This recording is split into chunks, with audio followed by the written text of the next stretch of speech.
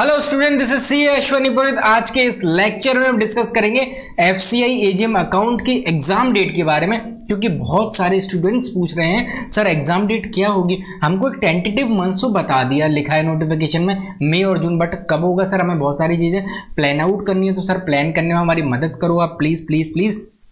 दूसरी स्टूडेंट की बहुत बड़ा क्वेरी आया है मेरे पास कि सर आपने जो पहले प्रिपरेशन के वीडियोस बताया है एफसीआई के पार्ट 1 पार्ट 2, उसमें नॉन टेक्निकल के बारे में आप ज़्यादा एक्सप्लेन कर गए। हमारा चलो नॉन टेक्निकल हम अपनी चीज़ें समझ गए, बट टेक्निकल में एक्चुअल में करना क्या है, हमको टेक्निकल में। प्लस सर जो एफसीआई ने सिलेबस बताया क्या बस उतना ही पढ़ना है? क्या बस उतना ही पढ़ना है? मैं उसके बारे में बहुत अच्छी क्लैरिटी दूंगा आपको। अगर आपको पूरा क्लैरिटी चाहिए इस लेक्चर को पूरा देखिएगा, मैं बता रहा हूँ, इस बात का एश्योरेंस देता हूँ, आपके एक एक डाउट सॉल्व होंगे। थोड़ा पेशेंस रख के देखिए, क्योंकि कई बच्चे आप लोग क्वालिफाइड होते हैं, आपके अंदर थोड़ा पेशेंस कम होता है। आपको चाहिए मेरा ही डाउट मिले, पर यहाँ कहता है ऐसा मास लेवल पे चीजें होती हैं, 10 लोगों के डाउट होंगे, 20 लोगों के डाउट होंगे, सब कुछ इसमें हम लेते हैं। तो एक पर्टिकुलर एक स्टूडेंट के लिए video banana is not worthy, वो पॉसिबल भी नहीं हो सकता। तो प्लीज उस चीज का पेशेंस रखा करें ताकि हम भी दूसरों की मदद कर पाए। आइए हम बढ़ने से पहले हम चीजों को देख लेते हैं। अपना ये स्क्रीन हटेगी, हट जा मेरी स्क्रीन।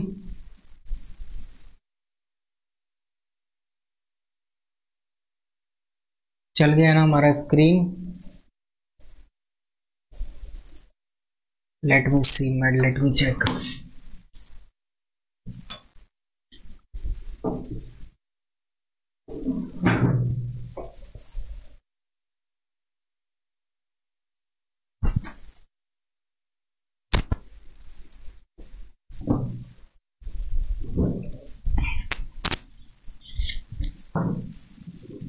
चलिए स्टार्ट करते हैं हम अपना पूरा डिटेल एनालिसिस वापस से एक और बार, वंस मोर।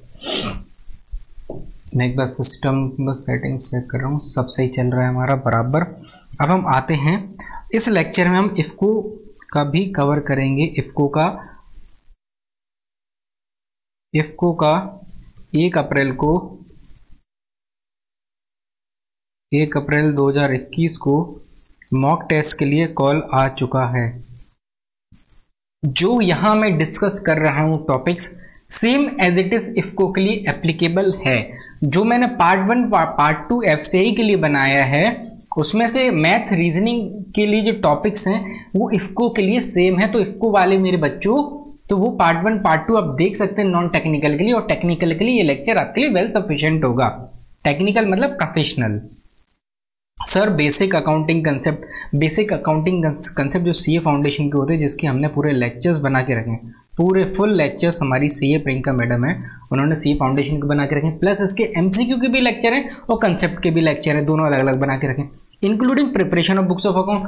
सर यहाँ तो preparation of books of account मतलब सब कुछ, trial balance, P&L, subsidiary book, आपका balance sheet, each and everything books of account में आपका अकाउंट से समझ लो पूरा इन्होंने यहाँ से पूरी कवर कर दी। अकाउंट सीए सीपीटी से लेके आपकी सीए फाइनल तक जो इंपॉर्टेंट चैप्टर्स हैं जो आते हैं पीएसयू में, हमने कैसे पेपर बनाया है बेटा। 26 अराउंड 27-28 पास्ट ईयर पेपर हैं, 27-28 अराउंड। उनसे हमने एनालाइज किया कि कौन से टॉपिक से ज़्यादा पूछते हैं, कौन सा टॉपिक क्या वेटेज रखता है, उसके अकॉर्डिंग पूरा का हमारा डेबिट ग्रुप कोर्स बना हुआ है। इस वीडियो में मैं आपको पूरा सिलेबस भी बताऊंगा, प्लस जो बच्चे डेबिट ग्रुप के हैं, जो कोर्स सब्सक्राइब करके रखे हैं, उनका डाउट रहता है, उनका भी इसी वीडियो में डाउट सॉल्व हो जाएगा। तो कई बच्चे बोलेंगे सर मार्केटिंग कर रहे हैं, ठीक है, आपको मार्केटिंग लगता है, आप मार्केटिंग वाला पार्ट छोड़िए, आप अपनी प्रिपरेशन वाला देखिए कि भाई मेरे को कौन कौन से टॉपिक्स के बारे में सर बता रहे हैं, वो सुनिए आप। मैं अपने डेबिट जब भी बताऊं भैया मेरे कोर्स में ऐसा है, तो समझ लीजिए जो मेरे ऑलरेडी सब्सक्राइब स्टूडेंट हैं उनको तकलीफ होती है, कुछ शायद नहीं समझ पाते कई स्टूडेंट, तो उनके लिए भी ये वीडियो है, वो समझ सकेंगे कि हाँ सर हमको अकाउंट्स में क्या करना है। जो बेटा अकाउंट्स का हमने फोल्डर दिया हुआ बेसिक अकाउंट, वो मोर देन सफिशिएंट है प्रिपरेशन करने के लिए। अब सर हमें एक चीज बताओ, ये अकाउंटिंग स्टैंडर्ड तो गो एंड गॉन हो चुके हैं, तो ये क्या पगला गए हैं क्या? तो क्या करेंगे, यहाँ अकाउंटिंग स्टैंडर्ड का जो मेरे ओपिनियन में मतलब है वो कहता है Ind AS, Ind S. Sir क्या वो सीए फाइनल वाला हमको इंड एस पढ़ना पड़ेगा, जैसे हमारे परवीन शर्मा सर सॉल्व कराते थे बड़े बड़े क्वेश्चन वैसे आएंगे क्या? नहीं मेरे बच्चों, यहाँ क्या होगा बेटा, एमसीक्यू, एक एमसीक्यू होगा। आपके पास एक एमसीक्यू है मेरे बच्चों। एक एमसीक्यू में यार कंसेप्ट चेक होता है आपका, या तो आता होगा या तो नहीं आता होगा आपको, बात यहीं आपकी खत्म हो जाती है। तो मेन एमसीक्यू में बेटा आपसे क्या पूछा जाता है, इंड एस का नाम नंबर, नेम नंबर, और पूछी जाती है उसकी एप्लीकेबिलिटी। ये इंड एस किसको एप्लीकेबल है, किसको एप्लीकेबल नहीं है, मतलब इंक्लूजन एक्सक्लूजन्स, ये बहुत इंपॉर्टेंट होता है, इससे बहुत क्वेश्चन बनते हैं पीएसयू का। अब सीआईएल का पास्ट ईयर पेपर उठाओ, पावर ग्रिड का जिसने एग्जाम दिया होगा, इस ऐसे ही क्वेश्चन होते हैं, मतलब और डेफिनेशन। बस इस इन पीएसयू में कैलकुलेटर अलाउड नहीं होता है। अभी पता कुछ बच्चे स्किप कर देते हैं आगे और फिर मेरे से कमेंट में पूछें कैलकुलेटर अलाउड था क्या? यार आप प्रोफेशनल हो, calculator is not allowed in this exam, क्योंकि आपको ऐसे क्वेश्चन नहीं आएंगे जहां आपको कैलकुलेशन करने की नीड हो। आपको ऐसे क्वेश्चन होंगे कि आपके हैंड हाथों से ही वहीं कैलकुलेशन हो जाए, मतलब मुंह जुबानी कैलकुलेशन हो जाए, इस लेवल की कैलकुलेशन आती है। कई बार तो कैलकुलेशन ही नहीं आती, बेसिक कंसेप्ट चीज़ें हो जाती हैं। तो इस preparation of books of account में पूरा सीपीटी वाला, लाइक कंसाइनमेंट हो गया आपका, बिल्स ऑफ एक्सचेंज हो गया आपका, रेक्टिफिकेशन ऑफ एरर हो गया, सब्सिडरी हो गया, कैश बुक हो गया, ट्रायल बैलेंस हो गया, प्रॉफिट एंड लॉस हो गया, बैलेंस शीट हो गया, ट्रेडिंग, मैन्युफैक्चरिंग ट्रेडिंग अकाउंट होता है, नॉन मैन्युफैक्चरिंग ट्रेडिंग अकाउंट होता है, कंपनीज अकाउंट होता है, ये सब आ जाता है इसके अंदर मेरे भाइयों, सब कुछ आ जाएगा। उसके सी आईपीसीसी की कुछ चीज़ें, कुछ चैप्टर होंगे आईपीसीसी के, वो इंपॉर्टेंट होते हैं। बेसिक कंसेप्ट मतलब वही जो अकाउंटिंग कंसेप्ट होते तो छोटे छोटे चीज़ें पूछ लेते हैं। इसके बाद ये आते हैं financial management, analysis of financial statement. ये पार्ट ज़्यादा mostly analysis of financial statement यार ये अकाउंट्स का होता है, और ये अकाउंटिंग रेशियोज में खेल होता है एनालिसिस ऑफ फाइनेंशियल स्टेटमेंट, और उन्होंने ये रेशियो एनालिसिस भी बोल दिया, मतलब फाइनेंशियल रेशियो, अकाउंटिंग रेशियो, आप समझ ही गए होंगे। कुछ एडिशनल पार्ट होता है, हमारे टीचर्स भी बताते थे कि आपको एफएम वाले सर बताएंगे, तो यहाँ आपको इस कोर्स में दोनों चीज़ हैं, अकाउंटिंग रेशियो, जो आपको जहाँ रेशियो का चैप्टर मिलेगा एमसीक्यू, उसमें दोनों मिक्सचर मिल जाएंगे आपको, accounting ratio, financial ratio. Financial ratio में आपको ये अपना ईपीएस एमपीएस इस टाइप की चीज़ें रहती हैं, वो एडिशनल जुड़ी हुई हैं, बस आपको उसमें कोई दिक्कत नहीं होगी। एनालिसिस ऑफ फाइनेंशियल स्टेटमेंट में और सबसे बड़ी बात है बेटा शेड्यूल 3, चूँकि इन्होंने फाइनेंशियल स्टेटमेंट में देख रखा, तो फाइनेंशियल एनालिसिस और फाइनेंशियल स्टेटमेंट का हम शेड्यूल 3 भी इसको एक पार्ट मानते हैं एनालिसिस में। प्लस एनालिसिस में अकाउंटिंग रेशियो आता, budgeting, budgetary control, working capital, capital budgeting and ratio analysis. इनके रेशियोज का हमने लेक्चर भी बना के रखा हमारी फैकल्टी ने, मैंने बजटिंग का खुद बना के रखा लेक्चर, वो आप अनअकैडमी पे भी देख सकते हैं और डेबिट गुरु ऐप में भी देख सकते हैं। और रेशियो एनालिसिस का भी है आपको, कैपिटल बस्टिंग का भी बेसिक अगर शायद ऐप में है, अगर नहीं होगा तो आई विल अपलोड। इसमें कुछ चैप्टर जैसे ऐप के अंदर नहीं है, तो कई बच्चे घबरा गए, अरे सर इसमें तो इधर चीज़ें हैं, जैसे हमारे सीए वाले दोस्त वो घबरा गए कि सर ये तो है ही नहीं। आप चिंता ना करें, 5 से 10 दिन में चीज़ें धीरे धीरे डे टू डे बेसिस में अपलोडिंग हो रही है, हमारे पास लेक्चर बने हुए हैं, आज या कल में हम बहुत सी चीज़ें अपलोड करेंगे, आप लोग के पास नोटिफिकेशन इटसेल्फ आ जाएगा। वर्किंग कैपिटल मैनेजमेंट हुआ, जो मुझे एक यहाँ दिक्कत लगी, यहाँ मेरे दोस्तों में बता दूं, इन्होंने कॉस्टिंग में, जैसे मेरी फ्रेंड जो एजीएम अकाउंट्स है उसने बताया था कि ज़रूरी नहीं है सिलेबस दिया इसी से ही पूछे, मतलब ये तो पूछेंगे इन एडिशन, मतलब आप सीए सीए में क्वालिफाइड बंदे मांग रहे हैं वो, तो उसका ये मतलब होगा वो कोर्स से कुछ भी पूछ सकते हैं। ये एक इंडिकेटिव सिलेबस है, इंडिकेटिव कि ऐसा ऐसा आ सकता है, एक्सक्लूसिव नहीं है कि यही आएगा, सिर्फ और सिर्फ यही आएगा, इसकी गारंटी नहीं है, बट इंडिकेटिव है कि हाँ ऐसा ऐसा आएगा। ये टॉपिक्स तो रहेंगे, इसके अलावा भी पूछ सकते हैं, like basic of account, basic of costing की जो एमसीक्यू सीरीज मैंने डाल के रखी थी यूट्यूब पे, 2 लेक्चर है, वो बहुत अच्छे दे के रखे हैं बेसिक्स ऑफ कॉस्टिंग के। प्लस बेटा मार्जिनल कॉस्टिंग, बीपीएमओएस, ये सब मेरे ओपिनियन में इन्होंने छोड़ दिया, जबकि पूछते हैं ये लोग, हर एक पीएसयू पूछती है। स्टैंडर्ड कॉस्टिंग, लेबर कॉस्टिंग, ये चीज़ें पूछते हैं, जिसका हमने ये पूरा कवरेज। देखो अब बच्चे ये मत सोचो मार्केटिंग कर रहा हूँ, आपको आपके लिए भी मैं चैप्टर बताता जा रहा हूँ, आप चैप्टर देख लीजिए। जो मेरे ऑलरेडी स्टूडेंट सब्सक्राइब है, मेरे सब्सक्राइब वाले बच्चों, आप कॉस्टिंग में जाओगे, कॉस्टिंग फोल्डर में आपको चीज़ मिल जाएगी। स्टैंडर्ड, मार्जिनल, लेबर कॉस्टिंग, इनके लेक्चर भी डाल के रखे हैं। अगर आपको लेक्चर नहीं मिल रहे हैं तो मेरे टेलीग्राम चैनल पर जाइए, उसमें मैंने अनअकैडमी के मेरे खुद के लेक्चर थे जो PSU एग्जाम ओरिएंटेड लेक्चर बनाए हैं। और एक और चीज़ मैं बता देता हूँ, आप लोग क्या एक्सपेक्ट करते हो कि CA वाले लेक्चर जैसे होते हैं 3-3, 4-4 घंटे के, उस तरीके से आपको बनाए। आपको MCQ ओरिएंटेड लेक्चर बनाएंगे बच्चों। अगर हम वो लेक्चर बनाने लगे उस तरीके से तो बेटा वो तो 300-400 घंटे भी कम पड़ जाएंगे। आपको MCQ ओरिएंटेड जाना है, MCQ ओरिएंटेड जाना है। आपको वैसे क्वेश्चन नहीं करने सॉल्व जो बहुत मतलब 2-3 पेज में जा रहे हैं, बेटा नहीं होते वैसे। सिर्फ बेसिक, आपका बेसिक्स बहुत क्लियर होना चाहिए। अगर PSU एग्जाम क्लियर करना है तो आपको कंसेप्चुअल क्लियरिटी चाहिए। कंसेप्चुअल क्लियरिटी बहुत मतलब बहुत इसकी ज़रूरत है, नीड। इसके बिना कोई भी PSU, कोई भी एग्जाम ही क्लियर नहीं हो सकता अगर कंसेप्चुअल क्लैरिटी नहीं है। कई बच्चे एक्सपेक्ट करते हैं कि जैसा MCQ आपने दिया वैसे के वैसा आ जाए। भाई MCQ देने से क्या फ़ायदा होता है कि आपको पता चलता है आप इस कंटेंट में, इस टॉपिक में कितना क्लियरिटी रखते हैं, कितनी क्लियरिटी रखते हैं। अगर नहीं है क्लियरिटी तो उसकी एक्सप्लेनेशन से खुद गूगल करो, खुद नोट्स पढ़ो। देखो भाई, उससे क्या होगा, आपके हैंड रिटन नोट्स तैयार होंगे। आपको हैंड रिटन नोट्स तैयार करने हैं, इससे बहुत फ़ायदा होता है। आप बोलते सर मैं तो कंटेंट पढ़ लूँगा सिर्फ, तो क्वेश्चन कैसे हो जाएंगे। आपको याद दिलाता हूँ, कई बार बहुत बार ऐसा होता है हम टॉपिक पढ़ लेते हैं, जब एप्लीकेशन की बारी होती है, अप्लाई करना होता है, तो हम गोता खा जाते हैं।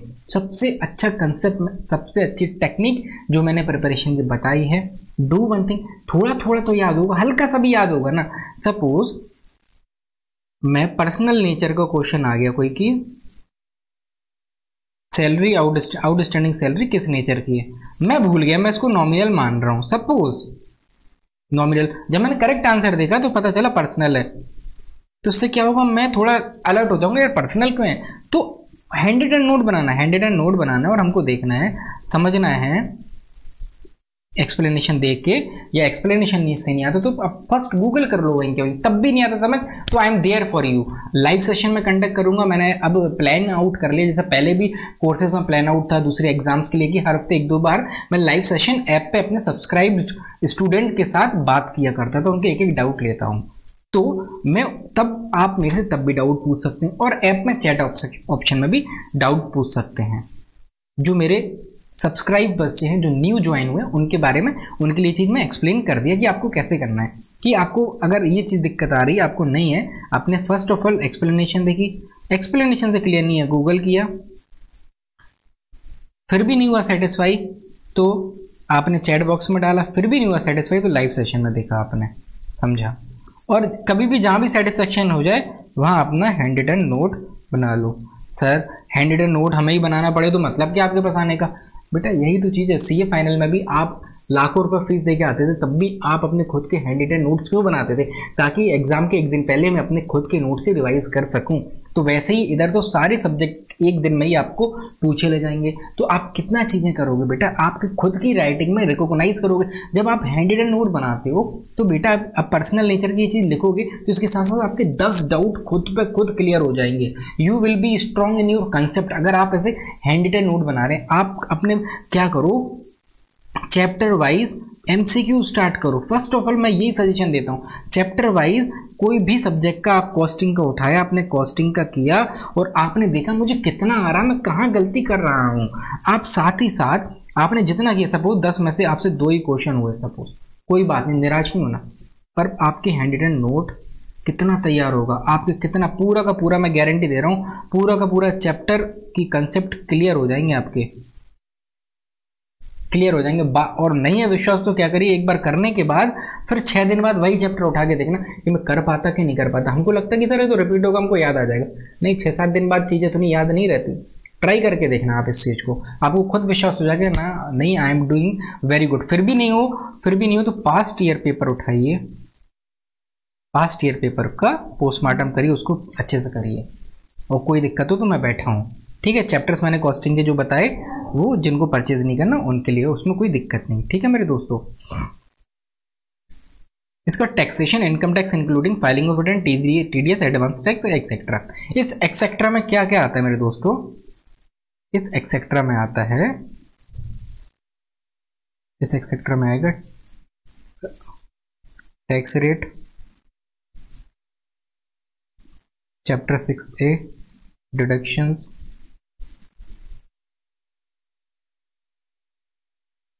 क्योंकि अभी पता क्या हो रहा, और मेरे पास स्टूडेंट की क्वेरीज आ रही हैं दबा के। कैसी कैसी क्वेरी? सर ये डीटी और जीएसटी नहीं है, आप वही गलती कर रहे हैं जो सीए फाइनल में करते। डीटी को ही 600 मार्क्स का मान बैठे हो, डीटी को इतना मान बैठते हो। भाई साहब पीएसयू एग्जाम्स में सबसे बड़ा A category topics, A category subjects हैं टेक्निकल में, अकाउंट्स, कॉस्टिंग, एफएम, ये 3 मेजर रोल होता है इनका टेक्निकल में, मेजर रोल होता है टेक्निकल सब्जेक्ट में सीए के। पीएसयू एग्जाम्स में 27-28 पास के पेपर में उठा के चेक कर लो, पता चल जाएगा डीटी जीएसटी कितना आता है। डीटी जीएसटी ऑडिट ये बी कैटेगरी के होते हैं, और ये लॉ है इधर, लॉ वो भी कौन सा? इंडियन कॉन्ट्रैक्ट एक्ट बहुत इंपॉर्टेंट है। और साथ में इन्होंने क्या किया मैं बताता हूँ, जो मुझे बहुत गलतियां सी नज़र आ रही हैं सिलेबस में कि इन्होंने बहुत सी चीज़ मिस आउट कर दी, और बच्चा अगर इनके भरोसे चला गया सिर्फ ये पढ़ के तो ऊपर नीचे मार्क्स कम होने की चांसेस ज़्यादा है। मैं बताता हूँ कहाँ कहाँ गलती हैं। तो डीटी जीएसटी सबसे कम होता है, और यही टॉपिक होते हैं डीटी जीएसटी में जो मैं बता रहा हूँ। उठा के देख लो आप, पास्ट ईयर पेपर हैं 27-28, बहुत बड़ी चीज़ होती है। एफसीआई का पास्ट ईयर पेपर नहीं है, पर उन्हीं इक्विवेलेंट है। सीआईएल का पास्ट ईयर पेपर है आपको, मतलब भेल है, उसके बाद ओएनजीसी का मिल जाएगा आपको, तमाम पास्ट ईयर पेपर से, तो आपको पता खुद चल जाएगा डीटी जीएसटी से कितना पूछा जाता है। तो मेरे दोस्तों डीटी जीएसटी के पीछे मत भागो।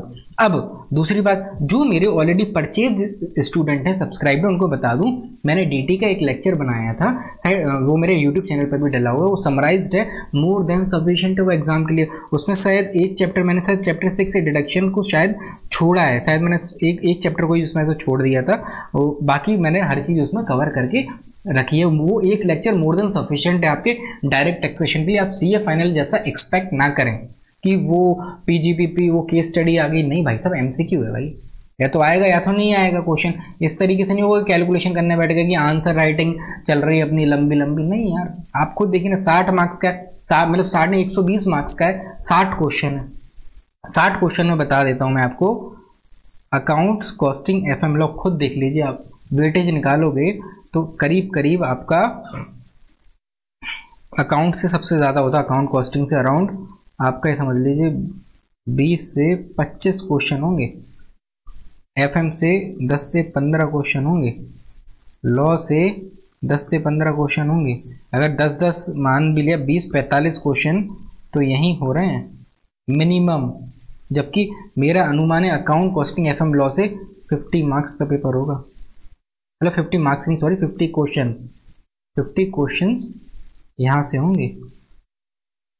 150 मिनट्स हैं आपके पास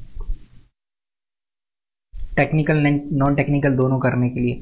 उसका डीटी से आपसे ज़्यादा 2 से 5 क्वेश्चन होंगे, 2 से 5 हार्डली, यहाँ भी 2 से 5 सबसे कम पूछा जाता है ऑडिट, सबसे कम 2 से 5। उठा के देखो पास्ट ईयर पेपर, आपको समझ पड़ जाएगी ऑडिट में क्या। मैं ऑडिट में भी बताता हूँ कैसे किस तरीके से चीज़ें आएंगी। लॉ में इन्होंने क्या चीज़ मिस करी है,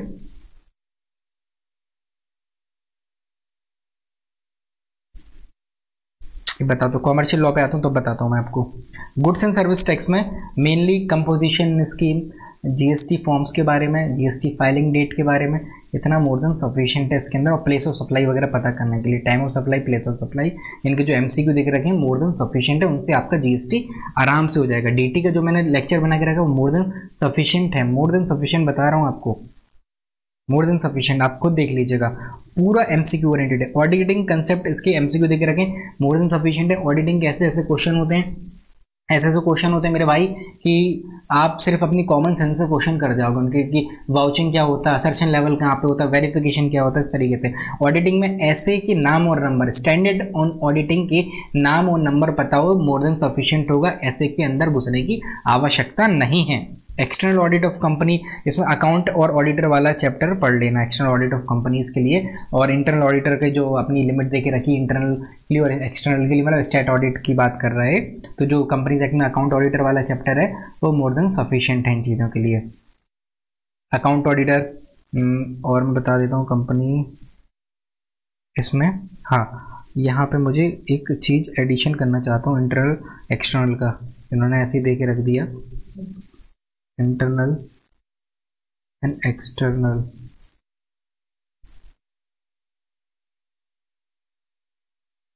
कि हमारा कंपनी लॉ में इंटरनल ऑडिट करने का मॉनिटरी लिमिट की एक वाला, मॉनिटरी लिमिट वाले क्वेश्चंस हैं, मॉनिटरी लिमिट वाली देखिए सेक्शन है वो देखना है आपको।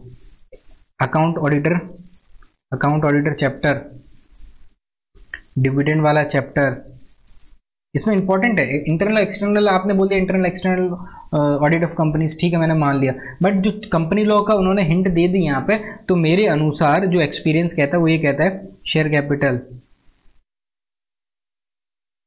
प्लस प्रोस्पेक्टस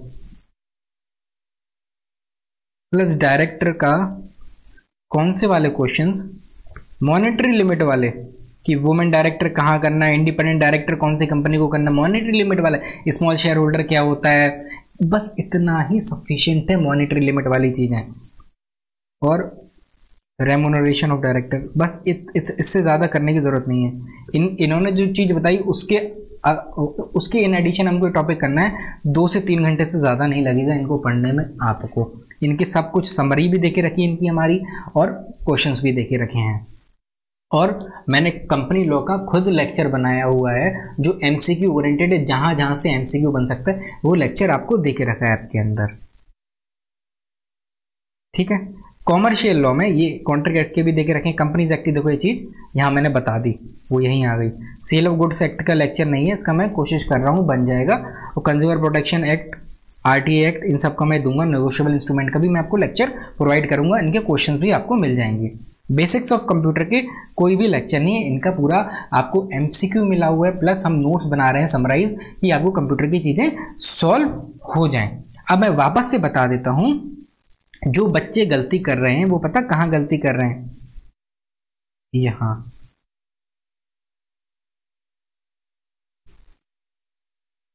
यहाँ मेरा बच्चा गलती करता जा रहा है। सर क्या मैं गलती कर रहा हूँ, मेरे को तो नहीं आया समझ। मैनेजमेंट एथिक्स कितने का बेटा, 30 क्वेश्चन है, 15 नंबर, आधा नंबर का एक क्वेश्चन याद रखिएगा। Agriculture economy and computer awareness 30 marks, 15 marks 30 question. समझो हम 10 क्वेश्चन है, 10 क्वेश्चन है। अब पता मेरा बच्चा कहाँ परेशान हो रहा है, एग्रीकल्चर और एग्रीकल्चर इकोनॉमी, मतलब 20 क्वेश्चन एग्रीकल्चर और एग्रीकल्चर इकोनॉमी के हैं, अगर ऑन एन एवरेज हम वेटेड एवरेज का कंसेप्ट किया। और मैनेजमेंट के 15 क्वेश्चन, मतलब 30 क्वेश्चन। यहाँ बच्चे के होते हैं 25 मार्क्स। ये बहुत सारा इधर उधर हो गया, इधर हो गए 25, इधर देख लेते हैं, नीचे समझते हैं इस चीज़ को, बहुत इंपॉर्टेंट है, ध्यान से देखिएगा। और इफको वाले बच्चों, अभी टेक्निकल सब्जेक्ट जितना मैंने आपको बताया ये आपको भी same as it is valid है। और लॉ में एक और चीज़ कर लेना, कोड ऑफ सोशल सिक्योरिटी, इसके अंदर क्या क्या आता है, पीएफ, इसका भी लेक्चर बना के रखा, पीएफ, बोनस उसमें दूसरे में, पीएफ, ग्रेचुटी, ये सब आते हैं। पीएफ आ गया आपका, ग्रेचुटी आ गया, और बोनस वाला भी चीज़ देख लेना, बोनस का देख के रखा है। तो ये चीज़ मैंने पूरी बना के रखी है, लेक्चर भी यूट्यूब पर डला हुआ मेरा, वो आप देख लीजिएगा। अब आते हैं, देखो हमारा बच्चा कहाँ परेशान हो रहा है, सर एग्रीकल्चर इकोनॉमी और मैनेजमेंट। मैं इस बात की गारंटी दे सकता हूँ आपको, जो 30 क्वेश्चन है मैनेजमेंट के, आप डेफिनेशन अगर बिना पढ़े भी गए, मैं ये नहीं बोलूँगा मैनेजमेंट बिना पढ़े जाए, मत जाइएगा, डेफिनेशन के क्वेश्चन छोड़ के अगर डेफिनेशन मतलब किसने दी डेफिनेशन, उसके अलावा जितने भी क्वेश्चन होंगे आप कॉमन सेंस से वो क्वेश्चन कर लोगे। अमूमन अगर नॉर्मल मैनेजमेंट भी पढ़ के गए तो 15 नंबर का मैनेजमेंट है। 15 में से आप मरी से मरी हालत में 6 से 7 मार्क्स अगर नॉर्मल पढ़ के गए, नॉर्मल आपके आ जाएंगे। एग्रीकल्चर और एग्रीकल्चर इकोनॉमी के अराउंड 20 क्वेश्चन होंगे। कंप्यूटर तो आपको पढ़ना है, कंप्यूटर अवेयरनेस उसने देख रखी है, 20 क्वेश्चन होंगे मतलब 10 मार्क्स। जिसके पीछे बच्चा इतना पागल है कि तमाम कोर्स तमाम बुक्स लिए पढ़ा है, मेरा टेक अकाउंट्स वाला बच्चा 10 नंबर के लिए तुमने तमाम बुक्स ले ली। साहब 10 नंबर बहुत होते हैं, मान ली मैंने आपकी बात। 120 मार्क्स का आपका टेक्निकल है, क्या आप इस 120 में 120 लेके आ रहे हो क्या? नहीं सर। तो सर क्या करें, टेक्निकल फोकस करना चाहिए ज़्यादा। क्यों सर? नॉन टेक्निकल में सेक्शनल कट ऑफ है ही नहीं, लिखा है उसमें सेक्शनल कट ऑफ नहीं है, नेगेटिव मार्किंग तक नहीं। और क्या चाहिए मेरे दोस्त? टेक्निकल। सर तो मतलब मैं अगर एग्रीकल्चर 10 मार्क्स का बिल्कुल जो मैंने कभी पढ़ा ही नहीं, वो उसके लिए मेहनत उतनी कर रहा हूँ, अगर उतनी मैं वो मेहनत मैं टेक्निकल पे दे दूँ तो सर मैं कितने मार्क्स गेन कर सकता हूँ? कम से कम 30 से 40 मार्क्स का डिफरेंस बन सकता है। अगर आप यहाँ टेक्निकल पे जो एग्रीकल्चर के पीछे भाग रहे हैं आप, अगर ये टेक्निकल पे आप 110 नंबर लेके आ जाओ और उधर 60 में से 35 ही नंबर ले आओ भाई। 60 में से 35 ही ले आओ, कितने बनते? 145। सोच लीजिए आप क्या होगा। 180 में से 145 नंबर, क्या आपको सिलेक्शन नहीं दिलाएगा? कितने परसेंटेज मार्क्स होते हैं आप खुद सोचिए। मैं तो मिनिमम बात कर रहा हूँ 35, आप 45 भी ला सकते हैं अगर आप पढ़ रहे हैं ठीक ठाक। यहाँ पे मैंने 25 नंबर किसके इंक्लूड नहीं करे? Agriculture plus management. अगर मैं 6-7 मतलब 10 नंबर और ऐड कर दूं, आप बिना पढ़े ही गए हो। मैनेजमेंट का एग्रीकल्चर का 4-5 नंबर कर लिया, मैनेजमेंट में 6 नंबर कर लिए 15 में से, तो आपका 10 तो यहाँ 10 और प्लस हो सकता है 45। तो भी मतलब 15 नंबर यहाँ छोड़ रहा हूँ या 10 नंबर छोड़ रहा हूँ, तो यहाँ कितने बनते हैं आपके? 155 नंबर बन सकते हैं। करेक्ट स्ट्रेटजी लगाओ। आप एग्रीकल्चर इकोनॉमी के पीछे भागते जा रहे हो। उसका भी मैंने कंटेंट दे के रखा है, उसका मैंने कंटेंट दिया, एमसीक्यू दे के रखा है यूट्यूब पर। तमाम वीडियो लोग डरा रहे हैं एग्रीकल्चर के नाम से, देख ले, फ्री में देख ले, वो चीज़ काम हो जाएगा, बता रहा हूँ। पर सबसे पहले टेक्निकल करना है, टेक्निकल। और एक और बात, जो एग्जाम डेट है,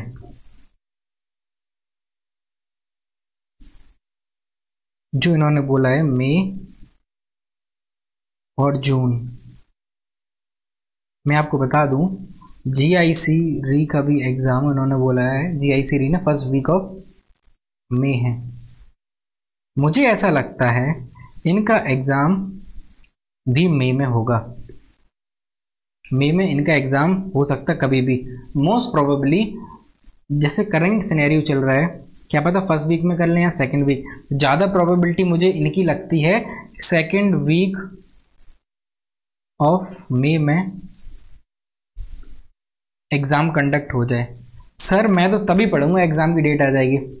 गलती मत करो, थोड़ा थोड़ा पढ़ते जाओ, डेली कंसिस्टेंसी मेंटेन करते जाओ, तभी पास हो जाओ। 10 दिन में प्रिपरेशन करोगे तो क्या होगा? डेली अपना 1-2 घंटे 2 घंटे 3 घंटे आप डेली दो। अगर जॉब जा रहे हो, समझ सकता हूँ, थक गए हो, 1 घंटा दो, 2 घंटा दो, सैटरडे संडे को निकालो। देखो आजकल जॉब वैसी कम आ रही है, प्राइवेट की क्या हालत है वो आप भी जानते हो। अगर आपको गवर्नमेंट पीएसयू में आना है तो भाई पेन तो लेना होगा, आपको पेन तो लेना होगा, एफर्ट करना पड़ेगा। एक वही एफर्ट आपको बाद में एक अपनी अच्छी लाइफ, ऐसा नहीं प्राइवेट वाले अच्छी लाइफ नहीं बिताते, वो भी बिताते हैं, सबकी अपनी अपनी चॉइस है, पर दौड़ भाग भागम भाग बहुत होती है। अच्छी लाइफ बिताएं, एक लेजर टाइम रहे मेरे पास, ग्रोथ हो, मेरी सोशल सिक्योरिटी हो, मेरी रेपुटेशन हो, अर्निंग हो, सब कुछ हो, तो उसके लिए पीएसयू बेस्ट होता है। पीएसयू इज बेस्ट, सबसे बेस्ट। हो एफसीआई एक अच्छी ऑर्गेनाइजेशन मानी जाती है इन टर्म्स ऑफ अर्निंग। आपको जो सैलरीज वगैरह है ग्रोथ। अब कई बच्चे मुझे कमेंट कर रहे थे एजीएम से डीजीएम कब जाएंगे। अरे भाई तू एजीएम बन जा, यहाँ लोगों की जॉब की लगी पड़ी है, छोड़ देना अभी प्रोस्पेक्टस क्या है आगे का, पहले बन तो जा, जॉब तो पकड़ ले भाई। 16-17 लाख का सीटीसी है, कैलकुलेट कर लो बैठ के शांति से, पता चल जाएगा जॉब की हालत क्या है। आपको मेहनत करनी पड़ेगी तभी मिलेगी, आप काम करोगे तो ही आगे बढ़ पाओगे। ये चीज़ आप कान खोल के सुन लीजिए।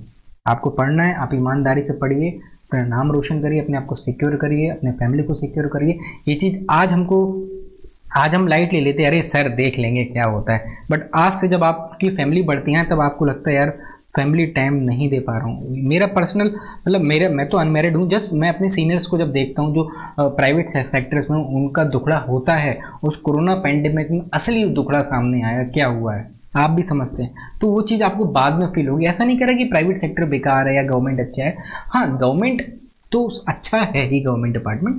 प्राइवेट में अलग अलग मतलब अपनी अपनी प्रेफरेंसेस होती हैं कि भैया प्राइवेट में है, बुराई नहीं कर रहा हूँ, अपना अपना प्रायोरिटी है कि और जो आना चाहते हैं गवर्नमेंट में तो एक आपको एक अपना एफर्ट करना पड़ेगा, तभी आप यहाँ एंट्री कर पाएंगे, तो आपको हर चीज़ मिल जाएगी। कुछ अपने अपने प्रायोरिटीज होती हैं। यहाँ मैं ये नहीं कह रहा हूँ कि प्राइवेट बेकार ही है, कोई लैग नहीं, सबकी अपनी अपनी रोल है, बट गवर्नमेंट का एक अपर हैंड रहता ही हमेशा, आप भी जानते हैं मैं भी जानता हूँ। ठीक है, आज के इस लेक्चर को मैं यहीं रोकता हूँ। आशा करता हूँ मेरे वीडियो को आप सब्सक्राइब करेंगे, मतलब मेरे वीडियो को लाइक करेंगे, सब्सक्राइब करेंगे। मेरे चैनल को बार बार भूल जाता हूँ, मतलब आप क्या करो, देखो भाई सीधी सी बात, अपन को ज़्यादा ये सब प्रमोट नहीं आता करना कि यूट्यूब चैनल, आप ही खुद भाई सब्सक्राइब कर दो, आपकी चीज़ है। अपन तो स्पेलिंग भी ऐसे लिख देते भाई, अपन नॉर्मल चलते हैं। आपसे रिक्वेस्ट करता हूँ, आपसे प्रेम पूर्वक निवेदन करता हूँ, उस चैनल को सब्सक्राइब करो भाई, आपका है। डेली लेक्चर्स बनाऊंगा, आपके लिए करूंगा, आप बढ़ाएंगे तो मैं डेली आऊँगा, आप नहीं बढ़ाएंगे तो मैं भी उतनी इंटरेस्ट नहीं लूँगा। तो समझिए, मुझे भी समझिए, अपने आप को भी समझिए, और इस लेक्चर को पूरा देखिएगा, अपने दोस्तों के साथ शेयर करिए और पढ़ते रहिए, बढ़ते रहिए। जय हिंद दोस्तों।